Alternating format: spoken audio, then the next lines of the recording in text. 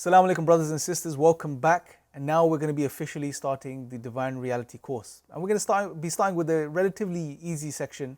We're going to be starting by defining atheism. How do we understand atheism? And this is a very important section because we shouldn't be under the illusion that all atheists believe in the same thing. They don't. There are many different categories and subcategories, and we'll start to appreciate some of those now. So in this section, we're going to be looking at obviously at the definition of atheism, the definition of mesotheism. We'll also look at the definition of philosophical naturalism, and we'll look at the Islamic definition of atheism. Now let's start with atheism.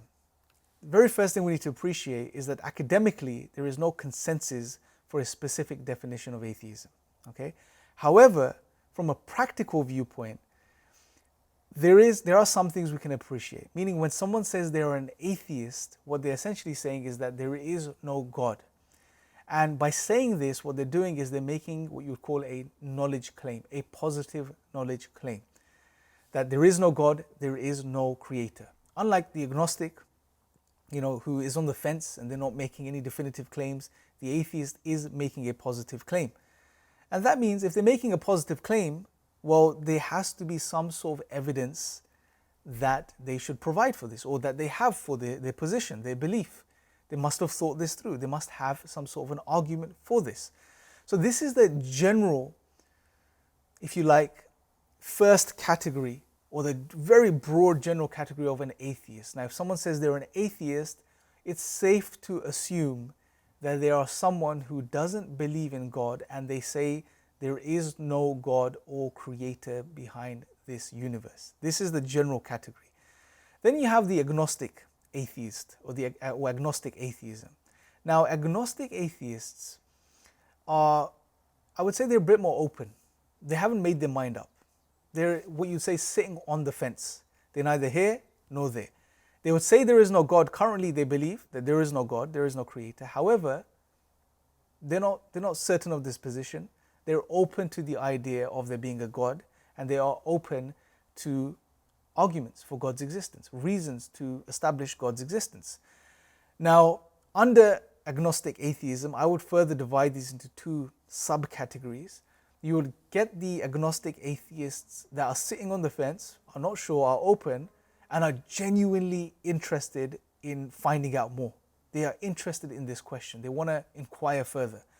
And then you'll get the other category, which is you'll get these agnostic atheists who are sitting on the fence and don't have the least care in the world about finding out whether God exists or not. They are happy with their life, they're enjoying themselves, they don't care. Right? They're happy sitting on the fence. It's comfortable. They've made it comfortable for themselves. Now, the first category obviously is easier to address and deal with.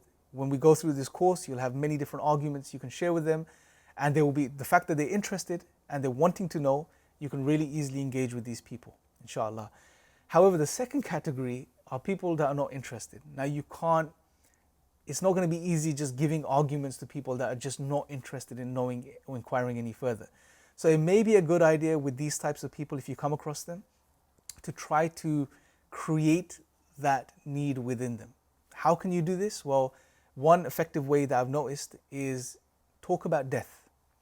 And the reason you should talk about death is because what I've noticed is that most of the time when you have agnostics that are just not interested in the question of God, it's because they are really busy in their lives and they're enjoying themselves. And they're just really distracted. And they're distracted from a material perspective, right? So when you talk about death and when you remind them that, look, life is going to come to an end. You're not going to take all your material possessions with you. All of these things you enjoy right now are going to come to an end. That normally triggers them to really take this question a bit more seriously and look into these things a bit further. So that's a strategy you guys can use with this specific category of agnostic atheists. The third category is the next category, I'm not sure if it's the third category, but the next category is what we'd refer to as lifestyle atheists. Now this is a very interesting subgroup of people. These are atheists that make a positive claim. They say there is no God, there is no creator. But at the same time, they don't really have good reasons to believe there is no God or a creator. So they don't have arguments or reasons to maintain their position. But at the same time, unlike the agnostic, they're not willing to say, well, I'm open, or I don't know. They don't want to sit on the fence either. So they're right in between.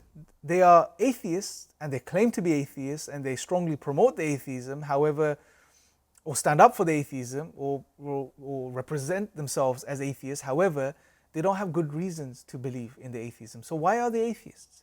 In most cases, it's a lifestyle, meaning that maybe social pressure. It's cool, it's trendy, it's in.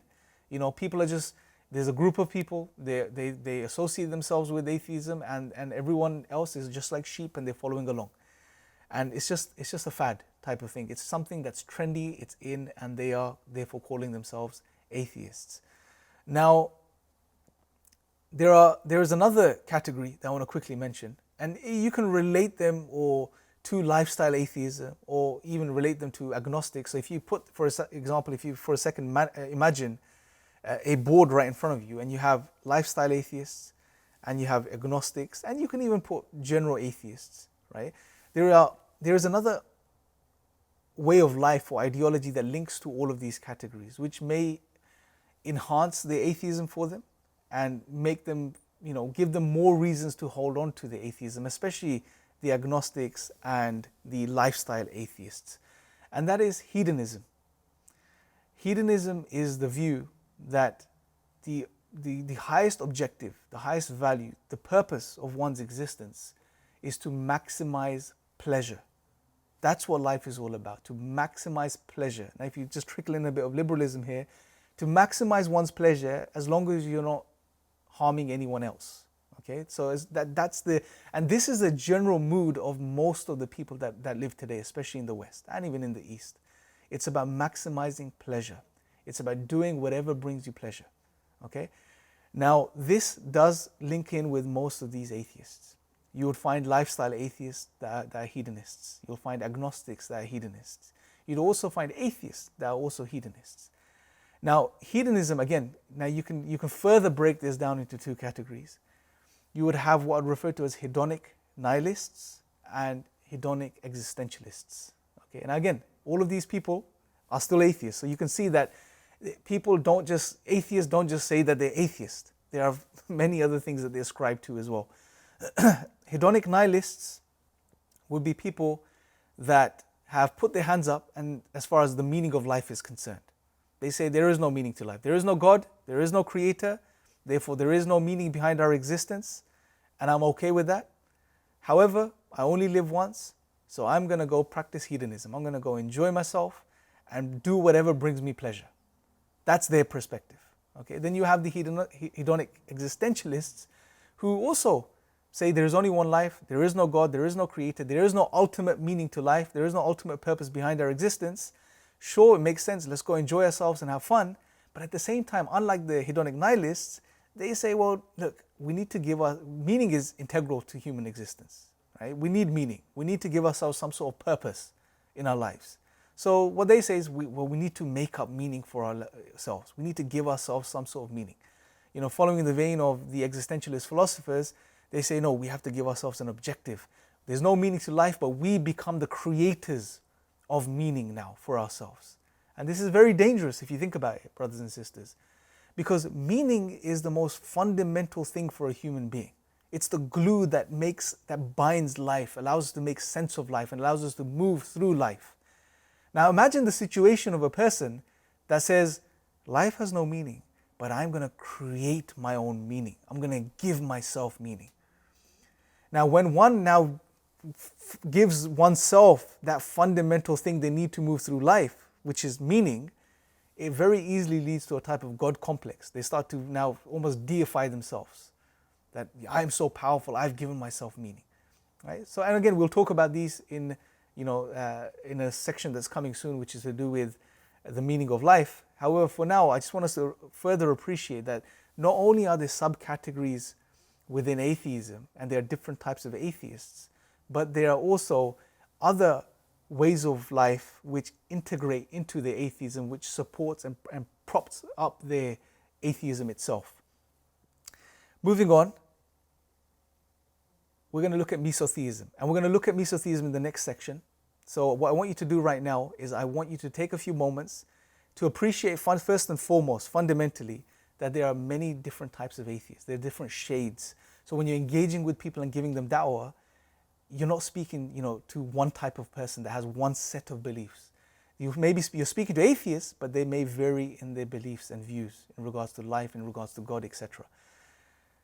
Keep that in mind. Also, you may want to go and further do some research in regards to these different types of categories of atheism. That may help you. And this is all going to help you in your dawah, because when you know who you're speaking to and you can appreciate the differences, it will make for better dawah.